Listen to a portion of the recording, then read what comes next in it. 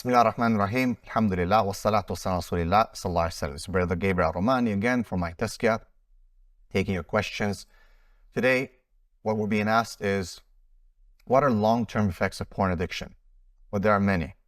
And for men and women, they are quite different. So let's start with women, as not too many people talk about this. Do women have porn addiction? Yes, they do. And actually, there was a life science journal that I was reading the other day. And interestingly enough, they studied women in the West. And what they said is their patterns of hypersexuality now are resembling those of men.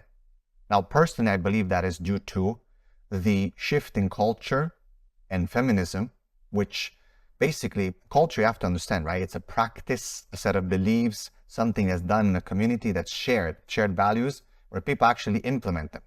So women now, they are basically behaving more masculine. They're adopting masculine traits so they can succeed in pretty much a masculine-dominated world. So they're trying to be like men. But what's happening now is that it shows that they're showing more masculine sexual behavior, such as porn addiction, masturbation, and even promiscuity.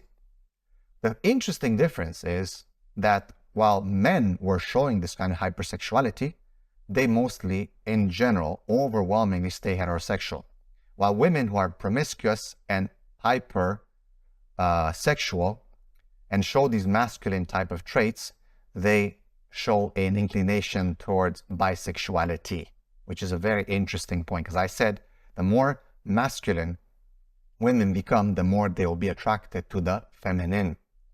And this is the, you can thank, feminism and this whole movement of women trying to be men is destroying actually our women. Men are still stronger. Yes, there'll be men who are weak and so on and so forth, but men still, when it comes to sexuality, they are much more resistant to these corruptions. Okay? So women have, in terms of long-term effects, because women don't really have to perform as per se, a lot of times it's more dangerous, the addiction of a woman, because she doesn't realize, she doesn't see immediate problems. Like the man, what they would usually say, or see, they would see erectile dysfunction, premature ejaculation, all kinds of problems. The woman doesn't really see that. But how it affects the woman long term, women, a lot of times, most of the times, they have mental constructs that they live in, fantasies. And female fantasies are linked to orgasm, are linked to the way the brain works. It influences their sexual life. And that's why we say that probably the most important sexual organ for a woman is her brain. So the way she sees pornography and she starts fantasizing and thinking about it, it basically changes the way her brain works. And the ultimate effect of such will be that she will have issues with orgasming. So now we see statistically that about 70% of women will never reach orgasm through intercourse. And about 30% of women have never experienced orgasm. These numbers are staggering. They are staggering. A lot of it has to, a lot of people don't understand. They obviously will put the blame on men. Men don't know what they're doing. There've been all these studies now, again, pushing feminism and that women don't need men.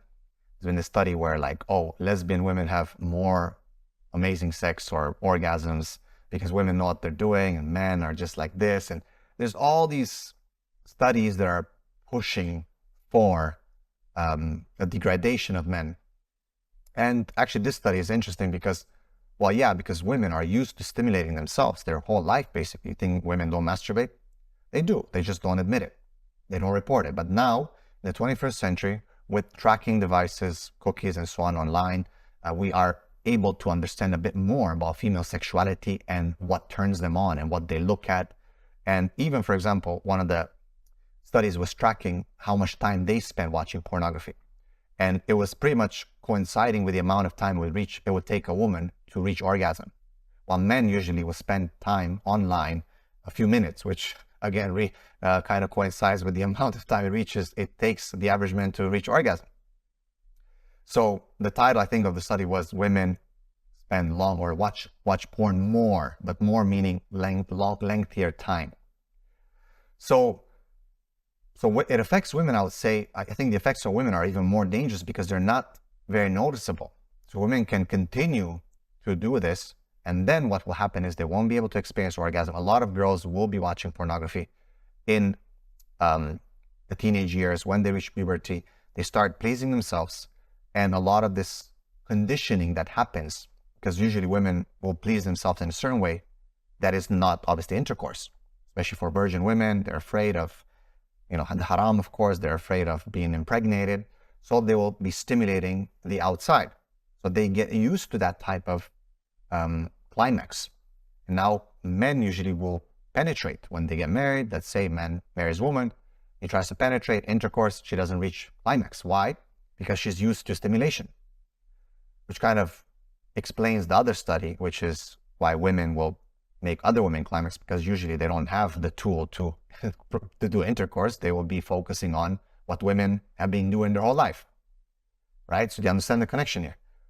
So it's important to understand that this is how it affects women.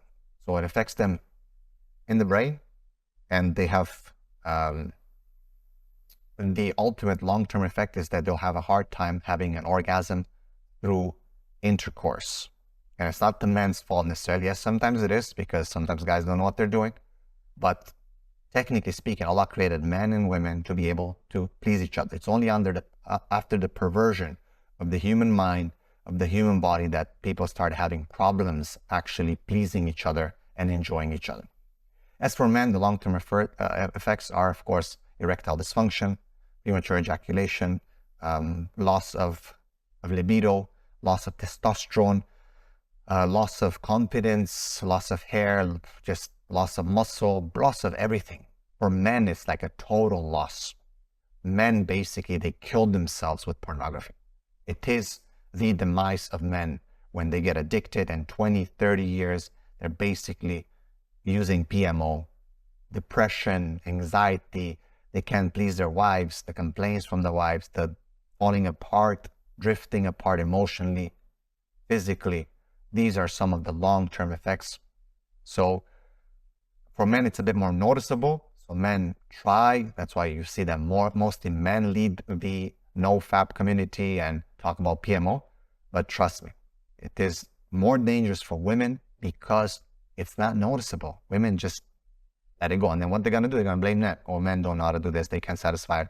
No, you also, honey, have your share of the actual blame. Allah knows best. Assalamu alaikum.